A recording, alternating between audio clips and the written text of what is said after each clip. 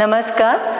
कबीरदास जी के दोहे जो प्रथम पीयूसी हिंदी छात्रों के लिए चयन किया गया है, जिसमें कबीरदास जी का जीवन परिचय और दोहों का विस्तार से वर्णन हम आगे करेंगे।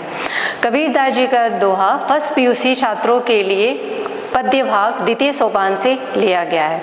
कबीरदास जी का जन्म 1398 ईस्वी में काशी के समीप वाराणसी के एक लहर तारा नामक गांव में ज्येष्ठ मास की पूर्णिमा में हुआ था।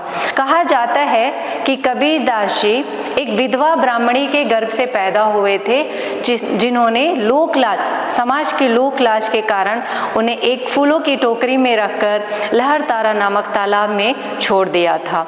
उधर एक जुलाहा परिवार के दंपति नीरू और नीमा जो निसंतान थे, उन्हें पुत्र के रूप में जब कबीर प्राप्त हुए तो वो बहुत ही अत्यंत खुश हो गए और उन्होंने उनका बड़े प्यार से लालन पालन किया।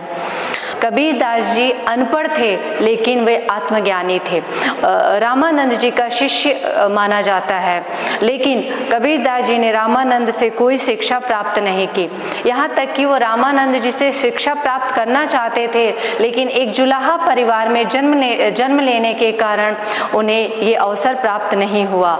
क्योंकि जब वो रामानंद जी के यहाँ शिक्षा प्राप्त करने के लिए गए तो वहाँ से वो बहिष्कृत कर दिए गए, जिसकी वजह से उन्होंने जब रामानंद जी सुबह के समय स्नान आदि करने के लिए नदी के किनारे जाते थे, कहा गया है कि वो वहां जाकर सीढ़ियों के नीचे सो गए थे। और जैसे ही रामानंद जी वहां पे आए और उनका चरण उनके शरीर को स्पर्श हुआ, अचानक से उनके मुख से राम का शब्द निकला।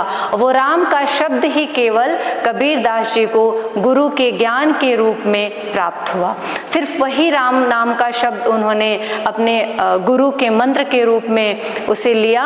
सद्गुरु के परताप ते मिट गया सब दुख दर्द। कबीरदास जी कहते हैं कि सद्गुरु, जब मुझे सद्गुरु के रूप में गुरु रामानंद मिले, कह कबीर दुविधा मिटी गुरु मिलिया रामानंद। जब मुझे रामानंद गुरु के रूप में मिले तो मेरे सारे दुख दर्द, यानी उनसे मिलने के बाद उनसे ज्ञान प्राप्त कर मेरे मन की सारी दुविधाएं मिट गई। जिस प्रकार से कबीर का मानना है कि गुरु जिस प्रकार से एक मोमबत्ती की तरह जलकर जैसे हमें मोमबत्ती प्रकाश देती है, उसी प्रकार से गुरु हमें ज्ञान प्राप्त कराते हैं। कबीरदास जी का मानना है कि सच्चे गुरु की कृपा से मेरे सारे दुख दर्द दूर हो गए। गुरु रामानंद जी से मिलने के बाद तथा उनसे ज्ञान प्राप्त कर मेरे मन की सारी दुविधाएं मिट गई। इस प्रकार से जैसे उन्होंने गुरु के महत्व के साथ साथ उनके गुणों पे प्रकाश डालते हुए उन्होंने कहा है कि गुरु गोविंद दोऊ खड़े काके लागो पाए, बलिहारी गुरु आपने जिन गोविंद दियो बताए। और गुरु दोनों खड़े हो जाएं तो हम असमंजस में पड़ जाते हैं कि हमें सबसे पहले किसका चरण स्पर्श करना चाहिए। लेकिन यदि गुरु और परमात्मा दोनों सामने खड़े हो तो पहले किसके चरण स्पर्श किया जाए, ये कबीरदास जी का मानना है। बट कबीरदास जी कहते हैं कि मैं अपने गुरु पर न्यौछावर होता हूँ, क्योंकि आपने ही मुझे परमात्मा के दर्शन कराए हैं, गुरु ने ही भगवान गोविंद का ज्ञान दिया है। यहाँ पे कबीरदास जी कहते हैं कि अगर आपके समक्ष गुरु और गोविंद दोनों ही खड़े हैं, भगवान है, गोविंद का कहना है कि मेरे बारे में ज्ञान देने वाला या मेरे बारे में आपको अनुभव कराने वाला सबसे पहला गुरु है, इसलिए गुरु ही सबसे बड़ा है। और यहाँ पे कबीर ने गुरु के गुणों और उसके महत्व पे प्रकाश डाला है। माटी कहे कुम्हार से तू क्यों रौंदे मोय, एक दिन ऐसा होएगो मैं रौंदूंगी तो। कबीरदास जी कहते हैं इस दोहे में कि मनुष्य के अहंकार के बारे में उन्होंने वर्णन किया है। उनका कहना है कि माटी कुम्हार से कहती है कि आज तो मुझे रौंद रहा है, पर एक दिन ऐसा आएगा जब मैं तुम्हें रौ दूंगी।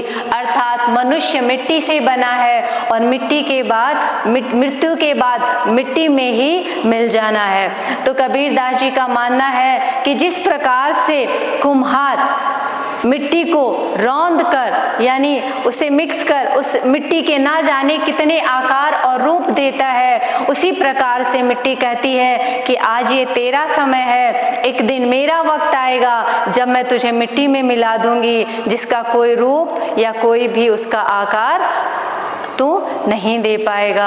इस तरह से हमारा शरीर नश्वर है और मिट्टी में मिल जाना स्वाभाविक है। तो मनुष्य को कभी भी अपने ऊपर या अपने समय के साथ या किसी को छोटा या बड़ा कह सकते हैं कि अहंकार नहीं करना चाहिए। निंदक नियरे राखिए आंगन कुटिय छबाए, बिन पानी साबुन बिना निर्मल करे सुभाए।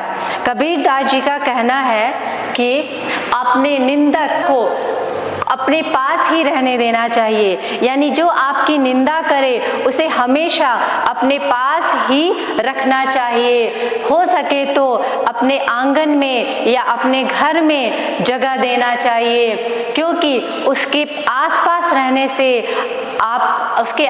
रहने से हमको यह लाभ होगा कि वह बिना पानी और साबुन के ही हमारे स्वभाव को निर्मल करता है। आप एक अच्छे व्यक्ति या फिर एक समाज में एक सज्जन पुरुष बनने के लायक होते हैं। तो कबीरदास जी का मानना है कि जिस प्रकार बिना साबुन और पानी के बिना हमारा शरीर निर्मल नहीं हो सकता, यानी हमें किसी भी गंदगी को साफ करने के लिए हमें पानी साबुन की आवश्यकता होती है, उसी प्रकार से हमारे आत्म सुधार के लिए, अपने मन की शुद्धि के लिए या फिर कह सकते हैं कि अपने आत्म सुधार के लिए हमें एक निंदक की आवश्यकता होती है, जिसकी निंदा से हम अपने अंदर की गलतियों को सुधार सकते हैं। कस्तूरी कुंडल बसे मृग ढूंढे बनमाय, ऐसे घट घटी राम है दुनिया देखे ना।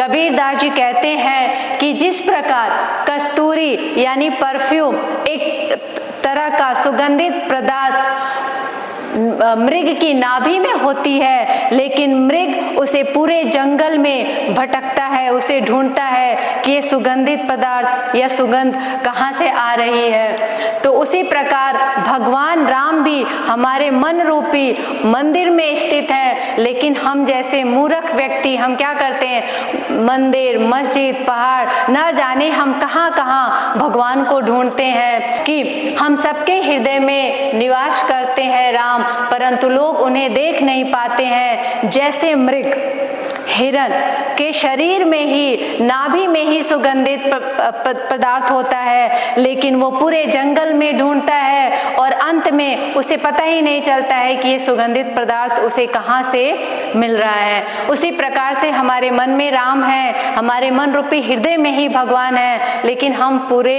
न जाने कहाँ धाम और भगवान को ढूंढते ढूंढते न जाने कहाँ पहुँच जाते हैं। हमें सबसे पहले अपने मन में राम को ढूंढना चाहिए, क्योंकि राम हमारे मन रूपी मंदिर में ही निवास करते हैं। राम सर्वव्यापी हैं, उन्हें कहीं ढूंढने की आवश्यकता नहीं है।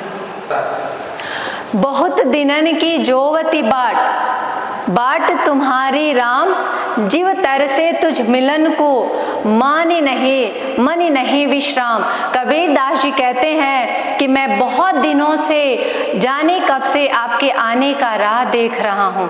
तो कबीरदास जी कहते हैं कि बहुत दिनों से राम के प्रतीक्षा कर रहा हूँ, मेरा हृदय मेरा मन आपसे मिलने के लिए व्याकुल हो रहा है और मेरे मन को आपके मिलन के बिना कहीं विश्राम नहीं है, शांति नहीं है। उसी प्रकार से जिस प्रकार से सबरी को राम के मिलने से पूर्व वह हर दिन अपने मन में राम का स्मरण करती थी और अंततः राम से उसका मिलन संभव हो गया।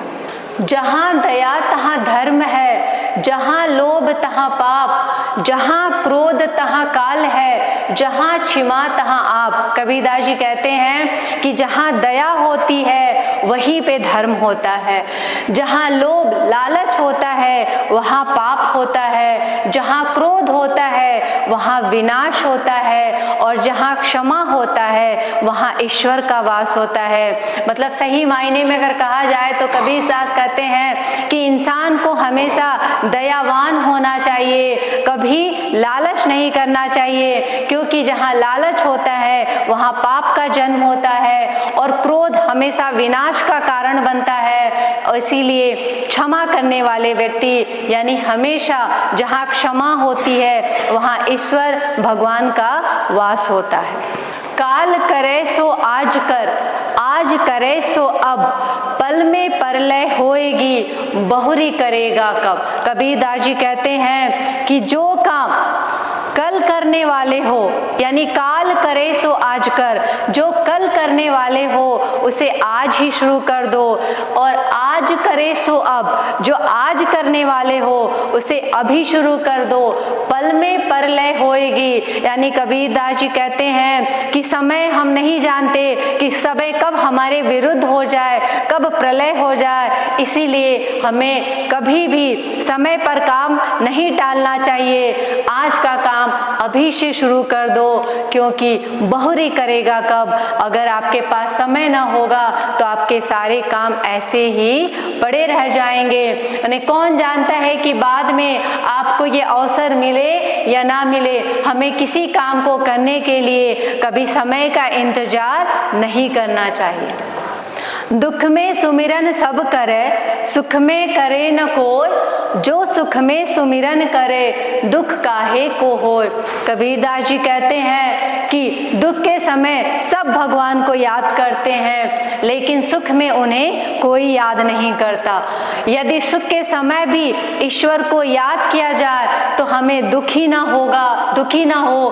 क्यों? अर्थात ईश्वर हमको हमें हमेशा स्मरण करना चाहिए। जहाँ कहा जाता है कि जब हम विपत्ति में आते हैं, मुसीबत में आते हैं, तो भगवान के दरवाजे पे ही बैठ जाते हैं, और जब हम सुख के समय में होते हैं तो भगवान को ऐसे भूल जाते हैं जैसे भगवान हमारे जीवन का कोई हिस्सा नहीं है। जिस प्रकार से हम अपने काम कार्य को रूटीन में करते हैं या रोजमर्रे के काम कार्य को करते हैं, उसी प्रकार से हमें कभी भी भगवान को याद करने के लिए दुख का इंतजार नहीं करना चाहिए। हमें सुख में भी भगवान का स्मरण करना चाहिए। जाति न पूछो साधु की, पूछ लीजिए ज्ञान, मोल करो तलवार का, पड़े रहन दो म्यान।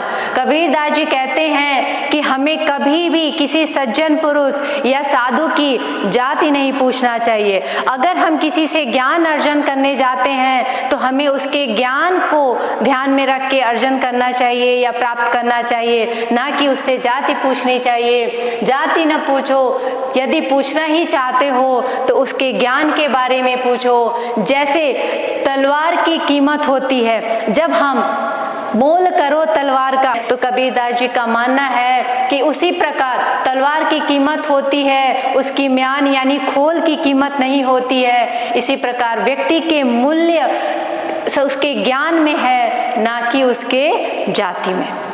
इस प्रकार से मैं अपने कबीर दास जी के दोहों को यहीं पे समाप्त करती हूँ। अंत में बस इतना कहना चाहूँगी कि कबीर दास जी ने जो मैंने आप लोगों के सामने जो भी मैंने दोहे प्रस्तुत किया, उसमें गुरु की महिमा, गुणों और एवं शरीर की नश्वरता, परमात्मा की सर्वव्यापकता, नीति परक उपदेश आदि गुणों पर उन्होंने प्रकाश डाला है। लेकिन मैं बस आप लोगों से इतना ही निवेदन करूँगी कि इस दोहे के माध्यम से सिर्फ इसको पढ़ना ही नहीं है, इसको आप अपने जीवन में अमल भी करना है। धन्यवाद।